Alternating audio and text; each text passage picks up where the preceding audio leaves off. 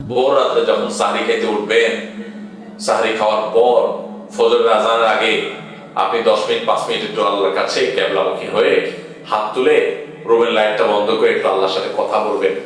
মানুষের সাথে বহুত কথা বলছেন, আল্লাহর সাথে একটু কথা বলে দেখেন।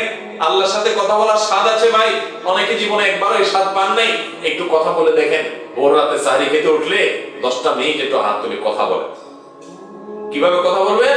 কথা বলবেন এইভাবে, ও আল্লাহ, কত গুনাহ আমি করেছি, কত পাপাচার আমি করেছি, মরতে আমার হবে, তোমার কাছে যাওয়া আমার লাগবে আল্লাহ। শয়তানের প্ররোচনা করেছি, এই রমজান মাস তুমি কত মানুষকে মাফ করে দাও।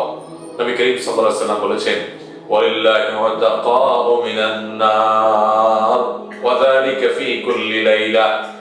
রমজানের প্রত্যেক রাতে আল্লাহ তাআলা অনেক মানুষকে সাধারণ ক্ষমা ঘোষণা করে দেন, যে যাও অমুক অমুক অমুক অমুক যাও, তোমাদেরকে মাফ করে দেওয়া হলো, জাহান্নাম থেকে মুক্ত ঘোষণা করে দেওয়া হলো। আল্লাহ কত মানুষকে আপনি সাধারণ ক্ষমা করে দিবেন। আল্লাহ আপনার সাধারণ ক্ষমা পাওয়ার জন্য কোনো যোগ্যতার দরকার হয় না, আপনি চাইলে যাকে তাকে মাফ করে দিতে পারেন। দুনিয়ার প্রেসিডেন্ট প্রধানমন্ত্রী চাইলে একটা দেশে যাকে তাকে যা খুশি তা দিয়ে দিতে পারে। তাদের যদি ক্ষমতা, তারা তো মানুষ। আল্লাহ আপনি তো মহান সৃষ্টিকর্তা, আপনি তো চাইলে আমার সব অপরাধগুলো মাফ করে আমাকে ফেরেশতা বানায় ফেলতে পারেন, পারেন না আল্লাহ? তো আল্লাহ আপনি আমাকে মাফ করে দেন, এটা আল্লাহর সাথে কথা বলবেন।